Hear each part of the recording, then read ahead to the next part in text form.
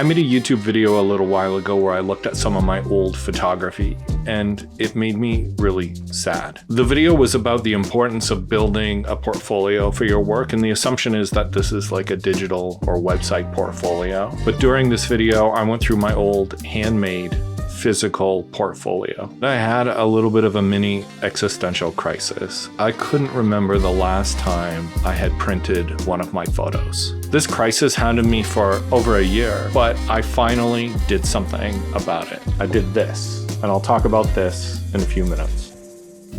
I'm a commercial director and photographer, and my career was partly built around me carting around a physical portfolio to advertising agencies to sell myself. So the digital world has very clearly taken over, but going through that old portfolio, I didn't realize just how much I missed holding my work physically on paper. That's when that panic set in, when I was trying to remember when was the last time I printed my work for myself.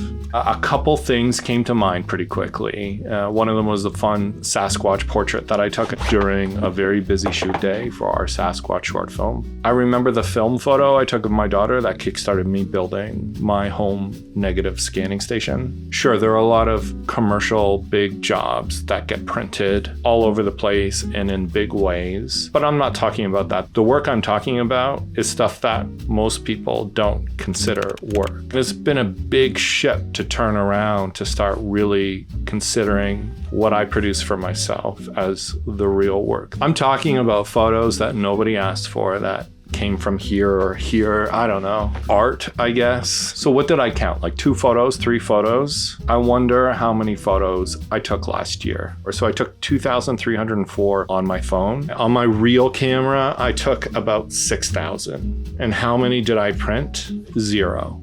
Outside of client work, I didn't print any last year. I make myself sick. I know a lot of other photographers are really good about printing their work and getting it out there. I guess I'm not. So what is that? 6,000 plus 3,000, 9,000 photos? Why am I taking all of these photos if I'm not going to do anything with them? I have literal terabytes collecting digital dust. We're just collecting. It presents a really big imbalance. It's a hoard of data that when I'm done on this earth is going to get passed to my kids. Are they going to do anything with it? I'm not so naive. I'm not going to get the Vivian Maier treatment. If I'm not doing anything with my photography, I'm pretty sure no one else is. I feel like at some point we need to stop being so productive with the camera and trade a little bit of that time doing something with the mountains of data that we're getting before it's too late, and because nobody's going to ask you to do it. If our images tell our story, then my digital archive, our iCloud storage, tells our story about as well as the last bag of garbage we took to the road. You can get clues about a person looking through their garbage, and you can get clues looking through their photos. But how is anyone really to know what you felt about a person that you took a photo of? How a bowl of ramen really changed your life? Or how meaningful a trip to a beautiful landscape was after a breakup? The problem is, at least with me, is that we don't really know how to navigate a creative life. This here, me here, is me trying to figure it out.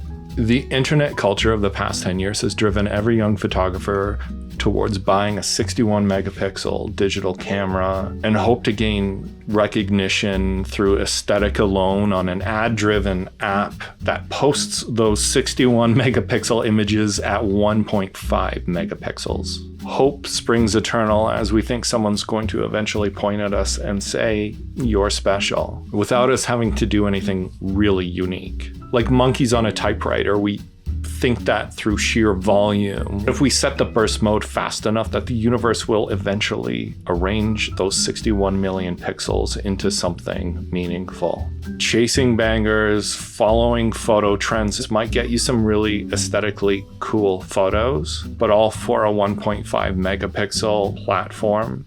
Quick aside, on the topic of bangers, I used to work in advertising, and when I worked in an ad agency, my job was to come up with ideas. One of the main measures of quality within an idea was whether it was campaignable or a one-off. We would ask ourselves, does this idea have legs? Think of the Snickers campaign, "You're not yourself when you're hungry." That's an idea with legs. I can already imagine a bunch of executions. One-offs, on the other hand, had to be really fantastic to justify their production because they weren't scalable. When I see people chasing bangers or just aimlessly shooting, that's okay. We all have to start somewhere, but I feel they're chasing one-offs. And worse, they're externalizing all judgment of their creative quality with no clear internal intention. We're just strip mining our lives for visual content that we can trade for likes. Quantity is not all bad. I credit the digital revolution with giving me a camera and low overhead to shoot. But if you're a thoughtful person, you'll start to wonder why one photo looks really great and the 40 after it, not so great. And then occasionally you look back, you start building a portfolio, you see progress happening. When I was just starting out, a great photographer told me to just pick an object. It doesn't matter what it is, a tree, a mailbox, a picnic table. Just start photographing it from different angles until you get a shot that you're happy with. I remember him telling me you can take a great photo of anything. You'll switch from passive brain to active brain as you try to figure out a way to shoot that thing that is great. You'll try different angles, different lighting. Maybe it'll take a few days. This is what Monet did with his Rouen Cathedral series. These are great works of art. But when I look at that series, and this is just my opinion, I believe that Monet was just literally doing that exercise, trying to figure out what different times of day and light and seasons looked like on an object. In this case, it's a big cathedral. They're just a glimpse into his active practice. When I look back on my archive, I can see the spray and pray approach that I had at the beginning, and I can literally see it evolve into a much more constrained approach. I take way fewer shots than I used to. Not that there's necessarily any virtue in that. Looking through that archive, looking through your past work, quality improves, which helps you get those bangers, better bangers than your previous bangers, but also themes emerge. These themes can be as simple as, I like big landscapes, or I like taking pictures of people more than landscapes, or I like cars, or things can get a bit deeper. In the case of Ed Burtynsky, a great Canadian photographer, he likes big landscapes, but if you've ever stood in front of his work, you can see the theme very clearly. If you ever have the chance to stand in front of one of his prints in person, not through a smartphone, I recommend it. Thinking about your work thematically is the best part of editing. True editing is not a workflow in Photoshop or Lightroom. It's not a bunch of sliders or curves or presets. Editing in the classic artist sense is the act of selecting and refining your work until meaning starts shining through it and running through it. Editing is feeling the why a piece should be included or excluded from a body of work, from a collection, from an exhibition. And the cool thing is that editing a selection of work, that desperation for that sugar high of all bangers starts to subside. You're starting to build for story. Like all the hardworking, less aesthetic, in-between shots of a movie, the shots that do the hard work to move a story along, you'll start to notice shots you never would have considered when you were just looking for bangers. Shots that support your theme or your story or provide context. Instead of gorging yourself on every free sample at Costco, you're starting to ask yourself, do I want this? Do I need this? What do I actually want to eat?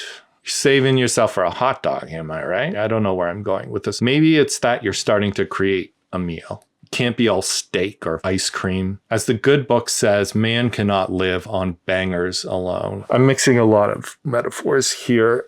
Probably a quarter of my audience is going to think I'm talking about sausages. A decade and a half ago, I wanted to be a commercial photographer, so it forced me to take a good long look at my work and assemble a portfolio, a physical one. I'd get in my hand-me-down 1997 metallic gold Mazda Protege and take my portfolio into Toronto to try to sell myself. Most photographers had like a big slick portfolio with plastic sleeves they could drop nice, beautiful gallery prints in, but I'm not slick. I'm a messy rural weirdo. I like old stuff. So with the help of a designer and a bookbinder, we built a portfolio for me that was inspired by an old LP box set. It's right here. It has a drawer, and I wanted people to have the experience that they would if they were like snooping through a shoebox of someone's old stuff. I could actually put together little collections. They have nice portraits and stuff in them to let people know that I'm a portrait photographer, but I could put in between shots of my mom's chickens, mushrooms. I love morels. A little sprout breaking through the soil. When you start building a portfolio or a body of work with a theme, you start to consider photos you would ignore. They start to work together and tell a story.